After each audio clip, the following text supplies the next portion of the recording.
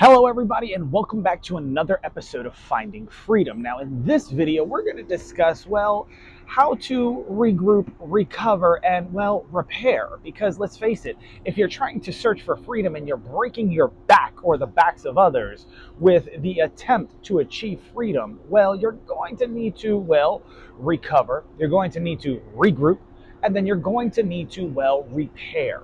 What does this mean? Well, when you go to the gym, right, you break your body down, so on and so forth, etc. And then you have the recovery period, right? And then while you recover, you are also repairing your body. Your body does that on its own. This is where rest and relaxation come into place, right? So when it comes to regrouping, what does that mean? Sometimes if you're trying to attempt finding freedom, for instance, let's say you're a young kid trying to be, somebody with the next Mark Zuckerberg or whatever, it's going to take a lot of work. You're going to wear a lot of hats. You're going to be the CEO, the CMO, the COO, the CFO, the CTO, the CIO, so on and so forth. And then you might end up, crapping your diet with, SpaghettiOs, whatever the case may be. Now, here's the thing. When it comes to all this, right, you're going to be wearing so many hats, you're going to get overwhelmed, right? Just like if you do too much in the gym, you might get an injury, a sprained ankle, tendonitis in your elbow or whatever, right? You might hurt your phalanges, as they say, right? So it's great to, as they say, rise and grind, right? But, it's one of those things where you got to take a break sometimes, right? Or you can collaborate. So if you saw the thumbnail to this, I normally try to theme everything together. If you saw the thumbnail, it's a collaboration, right? And so when you're trying to find freedom for yourself and help others find freedom, educate them. What helped you? What helped you get so big? What helped you get so large? Don't talk about how much you've done in the gym. Oh, I've bench pressed 225 pounds. That's great. I bench pressed 405. That's great. How'd you get there? What did you take? Did you take creatine? Did you take protein? What kind of protein? Was it soy? Was it whey? Was it isolated protein? So on and so forth. What kind of protein did you take, right? Be specific, right? Why? Because people want to see the process. As Gary Vaynerchuk once said, right? Enjoy the process, but people also want to see the process. And it's very difficult sometimes to show that process, right? Now, when it comes to the process of, recovering and everything like that, you got to give people a day or two off. Why? Because it normally takes about 24 to 48 hours for you to recover. Flat out. Go drinking one night with a couple friends, right? And drink heavy and watch how your body feels the next day. You're probably not going to want to do much. And then, of course, the day after that, you might feel a little bit better. And then on day 3, you might fully recover, so on and so forth. And then you get back at it, right? It's just the process of recovery, right? And rehydration and everything else. Now, when it comes to life and, finding this freedom, right? How do you go about it when you're trying to work with a group of people? Be understanding. Don't be gullible. Be understanding. When they're saying that they need time off or they need a day off or whatever the case may be, or they just say, I can't come into work today. Say, okay, is there anything that I should know or should be worried about? So on and so forth. No. Is there anything, that's too personal that you do not wish to share? Well, if they say yes, okay, take that into consideration. Say take 2 days off. If it's something that personal, take 2 days off, get your stuff together, regroup, and then go back out there, right? Come back to work, refresh, recover, take care of whatever you got to take care of, right? Now, when it comes to recovering, if you fucked up or you messed up or you're a bad boss, so on and so forth, right? The way you recover is by looking at what you failed at, how long you failed at it, and then why did all these things occur, right? So let's say you messed up one day. Okay, so that might take, I don't know, like an hour or two conversation, maybe like a little gift card or whatever the case may be. What if you messed up, for like a month or a couple months and you've been messing up? Well, that's going to take a little bit longer, right? Just like if you go to the gym, you hit legs really hard, you're going to need more than just one day, because if you're just training upper body and that's all you train, you more than likely will recover faster because it's smaller muscle groups. The larger muscle groups, just like the legs, take more time to recover. So let's say you messed up for years. so on and so forth. Got it wrong for years because of X, Y, and Z, or whatever the case may be, right? Well, do your research, be specific. If you want to make up with an individual or individuals that are on your team, you have to understand them. And if you don't take the time to understand them and you just make assumptions, well, you know what they say about assuming, right? It makes an ass out of you and me. So when you're doing that, you want to, okay, let's be specific. What do they like? What gives them joy? What gives them happiness? Because there's a difference, right, between joy and happiness, right? Joy could be seeing your baby or your friends or so on and so forth, or having a good time. Happy, that's just a state in which you are in, right? Like being depressed, right? But it only lasts but for so long, because the life is like a wave, right? If you look at a sound wave, so on and so forth, there's ups, there's downs, there's middles, so on and so forth, like the stock market, which can be volatile sometimes. And if you've been messing up for years, it's very volatile when it comes to the building of trust and things like that, because, well, let's face it, the more you mess up and the more you keep not knowing what you did, well, it's like, I know I knocked the domino over, but damn, how many dominoes did I knock over? Well, if you zoom out, maybe you will see how many dominoes you actually knocked over, right? Because it only takes one domino to mess everything up, right? Or one domino to bring the picture into the light or into, focus, right? Because as they're stacked, so on and so forth, you hit one domino and then a chain of events seem to occur after that.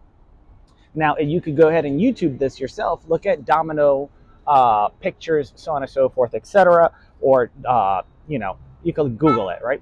Put in dominoes, stacking, picture, etc., different keywords, and it'll show you, like, when somebody knocks over a domino, it can make a nice mural of like the Mona Lisa or whatever the case may be, or it could just make a big mess. It is what it is. But then they have complex domino setups, right? That's not just a domino. And what do I mean by this?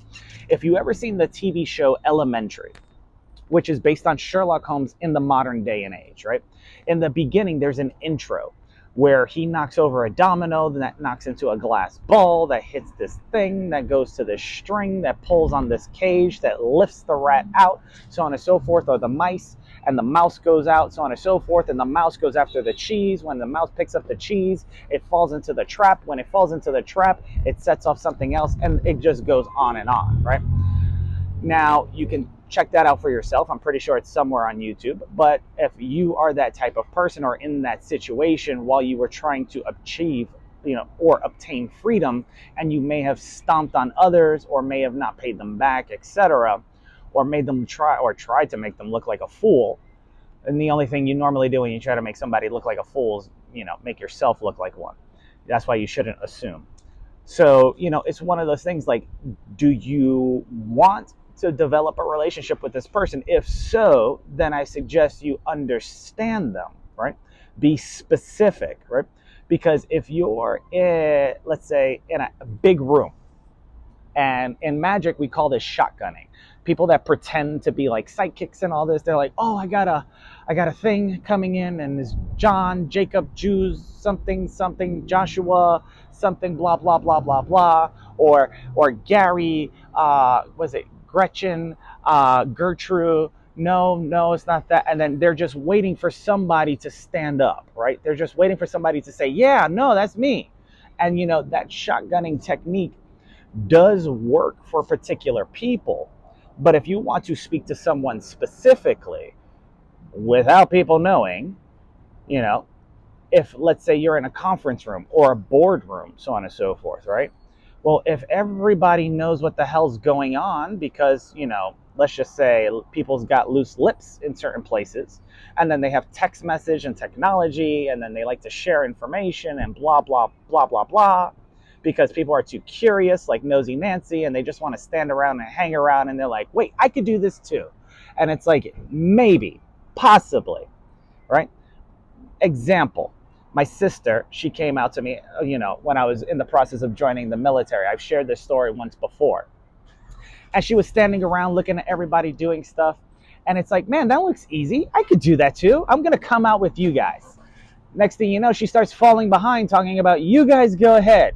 I'll keep up. or I'll catch up. And I was like, that's not how this works. So I looked at my buddy Nate. I said, yo, take him. And he's like, I got him. So he took the group, so on and so forth. I came back for my little sister, etc. I said, what's going on? She's like, I'm tired. This is a lot harder than what I thought. Well, if it was easy, everybody would do it. But guess what? Because it's not that easy, you just make it look easy, right? People assume that they could do it, right? For instance, another story, Picasso, who was in a restaurant. You probably heard this from other famous people. And at the time, Picasso already developed a name for himself and everything like that. And somebody came up to him with his wife and everything. And they're like, my wife's a huge fan, so on and so forth. I was wondering if you can do a painting or a sketch for us, etc. I'll pay you whatever you want. And he goes, okay. Well, Picasso went and sketched out his wife, made it beautiful, etc. He goes, this is amazing, etc. He goes, all right, where's my payment? He goes, why should I pay you? It only took you 15 minutes to do this. He said, no, my friend, it did not take me 15 minutes to do this. It took me a lifetime to learn how to do this in 15 minutes. That's the difference.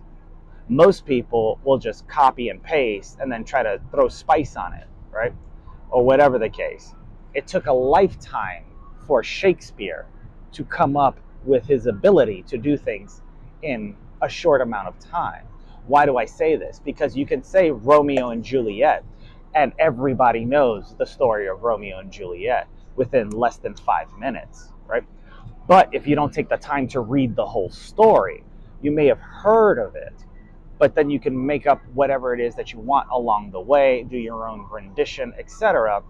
But without knowing the whole story, well, how are you ever going to make it a masterpiece? Think about it.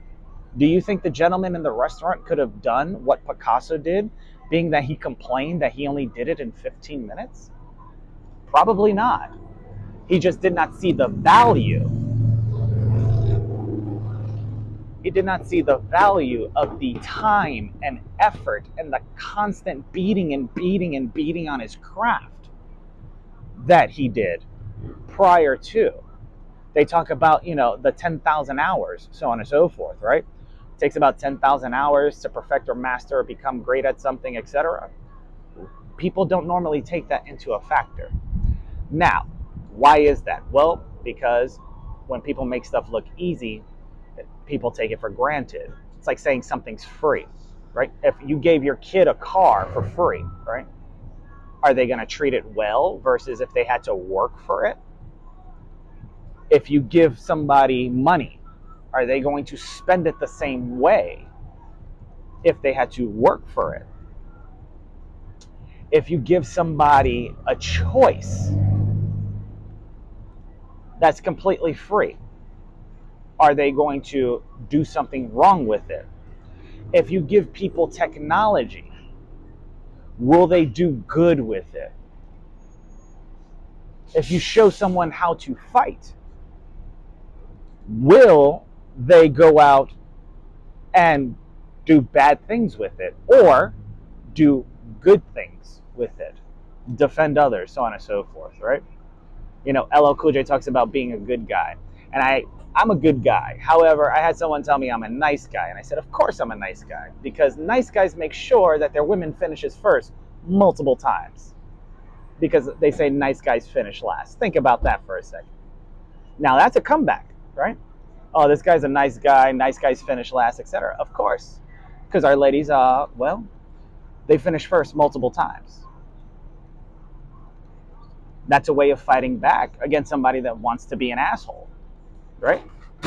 So think about this and the story of Picasso and how he knocked out something in 15 minutes and it wasn't appreciated and it was taken advantage of, and then it was critiqued and criticized instead of just getting paid.